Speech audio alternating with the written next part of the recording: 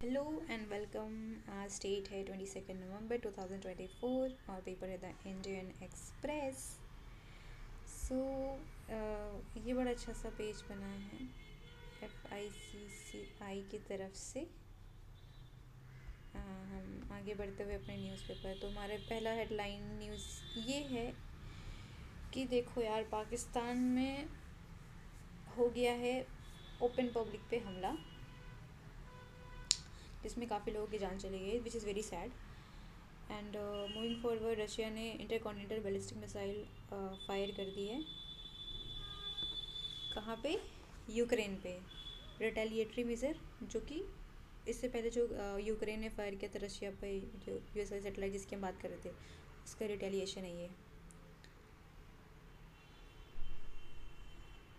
And moving forward,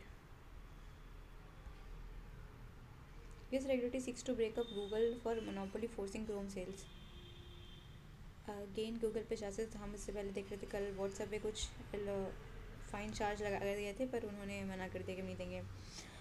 और आज की इंडिया के लिए सबसे बड़ी न्यूज़ ये है कि US के गवर्नमेंट ने इंडिकेट किया है कि अदानी जो ग्रुप है, उन्होंने सोलर पावर कॉन्ट्रैक्ट लेने के लिए गवर्नमेंट के ऑफिशियल को ब्राइब दिए हैं, यानी कि दिया है घूस। अब ये कह रहे हैं कि लगभग 2029 करोड़ का घूस दिया गया है अडानी की तरफ से। अब इसमें कितनी सच्चाई है कितना झूठ है, अब इस पर तो फाइंड आउट करना पड़ेगा, बट अभी उनकी तरफ से एलिगेशन यही आ रहा है। And moving forward, political news way not interested. अभी कह रहे हैं कि दिल्ली के थोड़ा EQI थोड़ा इम्प्रूव हुआ है, पर अच्छा नहीं हो गया है, बहुत ख़राब से थोड़ा ख़राब है, ऐसा करके सर समझ सकते हैं। तो और ये यार क्राइम का एक था, मैंने पढ़ा इसको, पर कुछ अच्छा नहीं है, आपको पढ़ने की ज़रूरत नहीं है, बट ऐसे आर्टिकल था।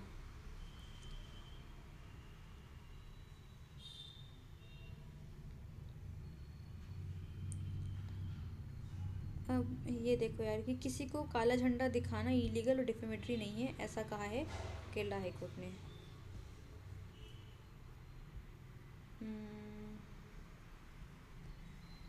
अगली न्यूज़ क्या है? हाँ, ये देखो, ये COP29 की बात हो रही है कि जैसे COP29 ख़त्म होने की डेडलाइन आ रही है, कुछ भी नेगोशिएशन हो नहीं पा रहे हैं, सब कुछ ऐसे ब्लॉक होके रखा हुआ है। क्योंकि हम इतने टाइम से बात करें कि फ़िनांस के बारे में हम ज़्यादा फोकस्ड हैं कि जो भी क्लाइमेट क्राइसिस है उसको मिटिगेट करने के लिए फ़िनांस कहाँ से आएगा, उस पर डेवलपिंग कंट्रीज ज़्यादा फोकस कर रही हैं।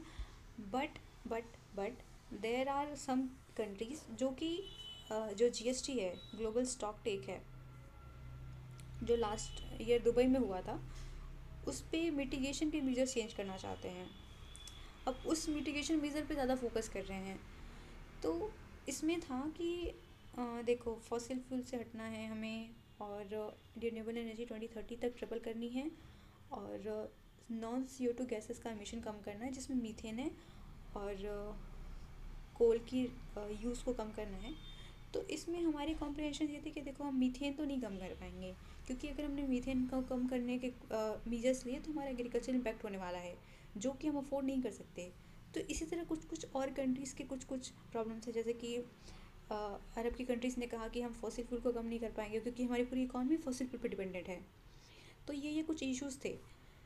तो ये एक सेंटर ऑफ डिस्कशन नहीं होना चाहिए था, क्योंकि हमने दुबई में जो डिसाइड किया था हमको उस पर ही स्टिक करना है, और उसको मिटिगेट करने के लिए फ़िनांस कहाँ से आएगा वो ज़्यादा बड़ा कंसर्न है। बट देखा जा रहा है कि कुछ कंट्रीज़ उस कंसर्न्स को उस इशू को साइडलाइन करने के लिए इस टॉपिक को लेकर आ रहे हैं कि क्या मिटिगेशन मेजर्स होनी चाहिए। तो ये थोड़ा सा डिसकंटेंट का कारण बना हुआ है, देखते इसमें क्या होता है। ये भी उसी से रिलेटेड है कि क्या करना है, क्योंकि हम बात करते हैं ना, ये common but differentiated responsibility and respect capabilities and equity consideration. Global warming, climate change की प्रॉब्लम सबकी है, बट सबकी रिस्पॉन्सिबिलिटी अलग अलग है, क्योंकि सब ने जो एमिशन क्या है, कुछ हिस्टोरिक एमिटर्स हैं जैसे जो डेवलप्ड कंट्रीज़ हैं, इन्होंने पहले बहुत ज़्यादा एमिशन किया है। भले वो एमिशन अब अपना कम कर रहे हैं, पर वो एक हिस्टोरिक एमिटर रहे हुए हैं जिसकी वजह से प्रॉब्लम बढ़ रही हैं। तो वो अपना पल्ला नहीं झाड़ सकते कि नहीं हम तो नहीं कर रहे हैं, और यही करने की कोशिश कर रहे हैं वो।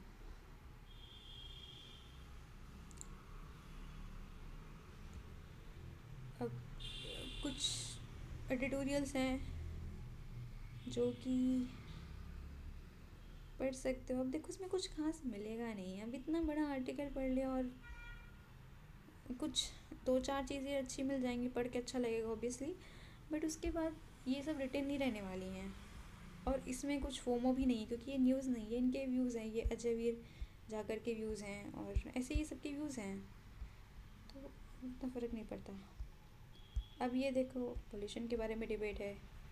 कुछ लोग कह रहे हैं कि स्टेट और सेंटर ब्लेम गेम खेलने लगते हैं ये, और एक दूसरे को रिस्पॉन्सिबिलिटी लेना नहीं चाहते हैं, और हम हमेशा बोलते हैं कि जो स्टबल बनी है उसकी वजह से प्रॉब्लम आ रही है, बट इंडस्ट्रियल पोल्यूशन, जो व्हीकल पोल्यूशन, वो स्टबल बनी से कहीं ज़्यादा है।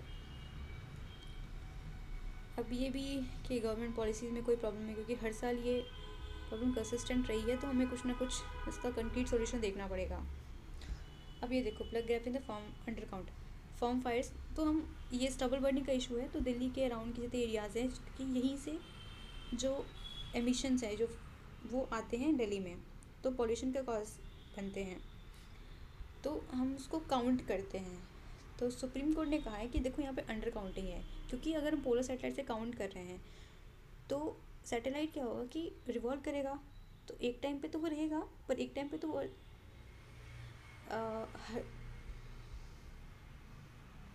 देखो एक टाइम पे तो वो सामने से जब वो रहेगा तो काउंट करेगा, पर सैटेलाइट है तो अर्थ के अपोजिट साइड भी जाएगा, राइट।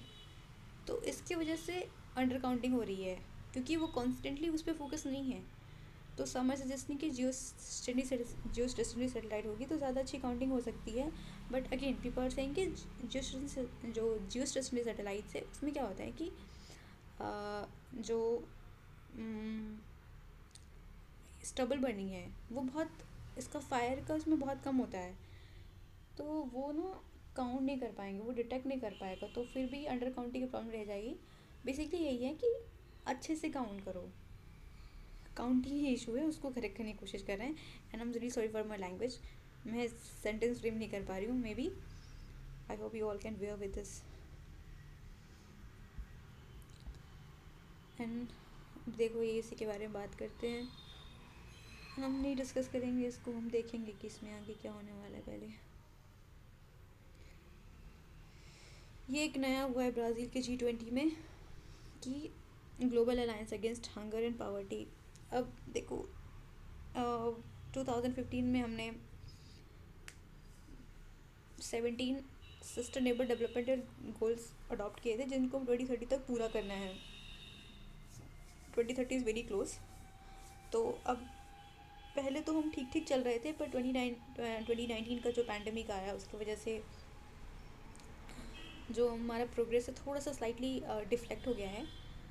तो ब्राज़ील ने क्या कहा है कि देखो जब उन्होंने पहला COP अटेंड किया था 2008 में, तो फिनेंशियल क्राइसिस चल रही थी, और अभी इतने साल हो गए पर अभी भी जो पावर्टी और हंगर का इशू है और वर्ल्ड के प्रॉब्लम्स हैं वो इंक्रीज़ हुए हैं, डिक्रीज़ नहीं हुए हैं।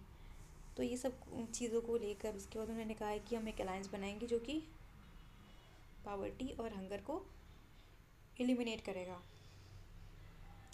अलायंस का पर्पज़ क्या है? अब देखो इसमें अलायंस में कोई फंड वंड की बात नहीं कर रहे हैं कि हमको पैसा देंगे, ऐसा कुछ नहीं है। इसका है कि जो लाइक माइंडेड कंट्रीज़ हैं, यानी कि जिनका पावर्टी रिडक्शन और हंगर एलिमिनेशन का गोल और वे मींस सेम है, वो साथ में आके वर्क करें और इस पर इम्प्रूवमेंट लेकर आएँ। और पैसा कहाँ से आएगा? पैसा आएगा, पैसा वही वाला है यार, देखो फूड एंड एग्रीकल्चर ऑर्गेनाइजेशन है, यूनिसेफ है, वर्ल्ड बैंक है, ये पैसे इसी सबसे आएंगे। बट इनका है कि बस एक कोलेबरेटिव एफर्ट हो, क्योंकि बहुत सारी कंट्रीज़ है, तो कुछ कुछ कंट्रीज़ के जो प्रॉब्लम्स होंगी वो सेम होगी और उनका प्रॉब्लम्स को एलिमिनेट करने का तरीका भी सेम होगा, और हम एक दूसरे से सीख सकते हैं कि किसने कैसा बेस्ट अप्रोच लिया है पावर्टी को रिड्यूस करने का। तो बेसिकली एक बस कोलेबिलिटी मेजर है, दैट्स इट। और इसके साथ मैं थक गई और आज का पेपर ख़त्म हो गया। और तुम लोग चेक कर लो अपना हॉरोस्कोप। अच्छा इकॉनमी छूट गया यार, सॉरी सॉरी सॉरी। इकॉनमी में क्या है? How US is taking action in an A-list bribery scam in India. Okay, हाँ तो रीज़न ये है कि अडानी ने जो पैसा उठाया है इन्वेस्टमेंट के लिए सोलर एनर्जी में, वो यूएस इन्वेस्टर का है और उन्हें प्रॉमिस किया है कि एक सर्टेन परसेंटेज ऑफ प्रॉफिट मिलेगा उनको। तो इसीलिए यूएस में वहाँ पे केस चल रहा है। वही नॉर्मल सा क्वेश्चन है कि जब स्कैम इंडिया में हुआ है तो यूएस ऑफिशियल को क्या प्रॉब्लम है? तो प्रॉब्लम उनको यही है कि जो पैसा इन्वेस्टेड है यूएस अडानी कंपनी में वो यूएस के सिटीजन्स का है, इसीलिए दे आर इंटरेस्टेड। अब ये देखो उसी पे है, हिंडरबर्ग ने भी वैसे ही करा था कि लेकर आए थे कुछ, तो अगेन ये सारे आर्टिकल्स पे हैं।